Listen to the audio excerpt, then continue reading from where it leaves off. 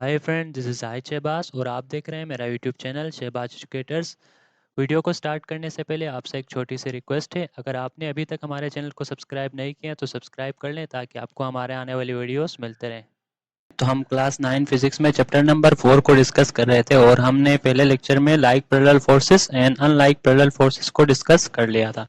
आज हम डिस्कस करेंगे रिजल्टेंट फोर्स और उसके बाद फोर्सेस को किस तरह एडिशन कर सकते हैं। तो इसको हम आज हेड टू टेल रूल के जरिए मतलब किस तरह फोर्स को ऐड कर सकते हैं, इसको हम कंप्लीटली इस लेक्चर में डिस्कस कर लेंगे। तो सबसे पहला है रिजल्टेंट फोर्स। रिजल्टेंट फोर्स की डिफिनेशन क्या है? Single force that has same effect as the combined effect of the forces to be added is called resultant force. मतलब रिजल्टेंट फोर्स क्या है? ऐसा सिंगल फोर्स जो जिसका इफेक्ट सेम होगा, जब आप जितने नंबर ऑफ फोर्सेस है उनको कंबाइन करने के बाद जो एक फोर्स मिलेगी जिसका इफेक्ट उन कंबाइन सारों के इफेक्ट क्या होगा? बराबर होगा। तो ऐसे इफेक्ट ऐसे फोर्स को हम क्या कहेंगे? Resultant force.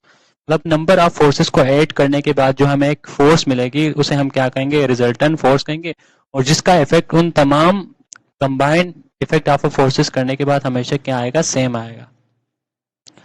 उसके बाद है एडिशन ऑफ फोर्सेस। इससे पहले हमने स्केलर और वेक्टर क्वांटिटीज को फर्स्ट चैप्टर में डिस्कस कर लिया था। स्केलर क्वांटिटीज उसे कहेंगे जिसकी सिर्फ मैग्नीट्यूड और उसका एक स्विटेबल यूनिट हो, और उसके बाद वेक्टर क्वांटिटीज किसे कहेंगे? मैग्नीट्यूड के साथ अगर इसका स्विटेबल यूनिट और उसमें डायरेक्शन भी हो तो उसे हमने क्या कहा था?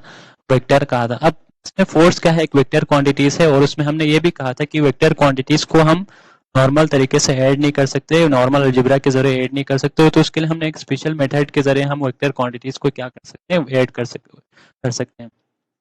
तो फोर्स को हम दो तरह से ऐड कर सकते हैं, एक होता है एनालिटिकल मेथड और दूसरा है ग्राफिकल मेथड। इस लेक्चर में हम ग्राफिकल मेथड को डिस्कस करेंगे। ग्राफिकल मेथड में हम एक रूल इस्तेमाल करेंगे हेड टू टेल, जिसके जरिए हम फोर्स को क्या करेंगे? ऐड करेंगे।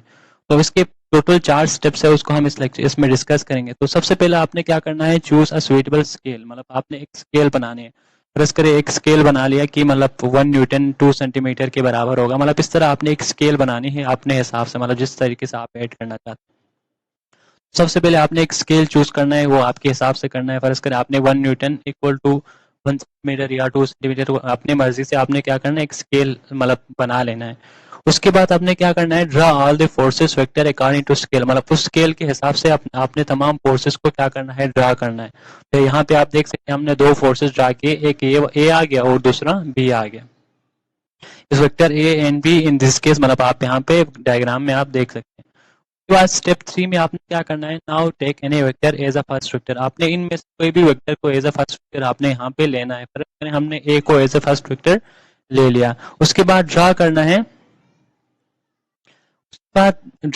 Next vector in such a way that the tails coincide with the head of a previous. मतलब इस दूसरे को इस तरह ड्रा करना है कि उसका टेल पहले जो आपने ड्रा किया था उसके हेड पर आ जाए। इसमें हमने एक पहले ड्रा किया, फिर उसके बाद बी को इस तरह ड्रा करना है कि बी का जो टेल है वो ए के हेड पे आ जाए। उसके बाद if the number of forces, अगर दो से ज्यादा फोर्सेस है तो इसी तरह आपने तीसरे का, अगर है अभी इसमें हमारे केस में सिर्फ दो थे, अगर है तो आपने बी के हेड पे डालना है। मतलब जितने इस तरह मतलब आगे ड्रा करते जाएंगे, जितने नंबर ऑफ वेक्टर्स है वो आपने यहाँ पे ड्रा इसी तरह करने हैं। मतलब भी हमने यहाँ पे इस तरह ड्रा कर लिया। उसके बाद आपने क्या करना है? Use a straight line with arrow pointed toward the last vector to join the tail of a first vector with the head of last vector. इसके बाद आपने नंबर ऑफ वेक्टर इस तरह ड्रा करने के बाद आपने क्या करना है? एक लाइन बनानी है टेल ऑफ फर्स्ट वेक्टर से। मतलब यहाँ पे हमारा ए है, ये फर्स्ट वेक्टर, और उससे लास्ट जो वेक्टर आपने ड्रा किया, हमारे इस केस में क्या है? बी लास्ट वेक्टर है, उसके हेड पे और जो फर्स्ट वेक्टर है उसके टेल से आपने एक क्या करना है? लाइन ड्रा करनी है। और this is the resultant vector. मतलब ये जो हमारा आ गया हम क्या कहेंगे? Resultant vector. मतलब इन करने के बाद जो हमें फोर्स मिल गई वो क्या है? यहाँ पे रिजल्टेंट वेक्टर। इसको हमने जो स्केल बनाया है उसके हिसाब से हम इसको ये कितना आ रहा है इस तरह, ये कितना आ रहा है इस तरह, हमें मतलब फोर्स की जो मतलब रिजल्टेंट फोर्स जो हमें यहाँ से क्या हो जाएगी? मिल जाएगी। इस मेथड को हम क्या कहेंगे? मतलब इस रूल को हम हेड टू टेल रूल कहेंगे। उसके बाद एक न्यूमेरिकल करेंगे। इसमें क्या लिखा हुआ है? Find the resultant of a 3 force. मतलब आपने एक रिजल्टेंट फोर्स निकालना है, जो कि मतलब 3 फोर्स का आप क्या निकालना है? रिजल्टेंट फोर्स निकालना है। एक है 50 न्यूटन अलोंग एक्स एक्सिस। मतलब एक पहला फोर्स क्या है? 50 न्यूटन है अलोंग एक्स एक्सिस पर। और दूसरा फोर्स क्या है? 10 Newton making angle of 1030 with x axis. मतलब दूसरा जो फोर्स है वो 10 न्यूटन है और एंगल बना रहा है 30 विद एक्स एक्सिस। और जो आखिरी जो फोर्स है वो 10 न्यूटन अलोंग वाई एक्सिस है। तो सबसे पहले हम डेटा बनाएंगे। डेटा में क्या है, F1 क्या है 15 न्यूटन अलोंग एक्स एक्सिस है, F2 क्या है 10 न्यूटन और 30 एंगल विद एक्स एक्सिस, और उसके बाद थर्ड जो एंगल है वो थर्ड जो फोर्स है वो क्या है 10 न्यूटन अलोंग वाई एक्सिस। इसके बाद हमने एक स्केल बना लिया, हमने मतलब एज्यूम किया कि टू न्यूटन क्या है 1 सेंटीमीटर के बराबर है। ये आपने अपने हिसाब से स्केल हमने बना लिया। बाद हमने क्या किया, स्टेप 2 में draw the representative vectors for the forces F1 F2 F3 according to scale in the given direction. मतलब हमने क्या किया, जो नंबर ऑफ फोर्सेस थे उसको जिस हिसाब से हमने स्केल बनाया था उसके हिसाब से हमने यहाँ पे ड्रा कर दिया। प्लस करें F1 को हमने इस x की डायरेक्शन में ड्रा कर दिया, और जो F2 है वो 30 एंगल बना रहा है x पे, और जो 3 है वो किस में था, y एक्सिस में, हमने यहाँ पे सिर्फ ड्रा कर दिया। उसके बाद take F1 as a first vector, first करें हमने F1 को एज अ फर्स्ट वेक्टर ले लिया।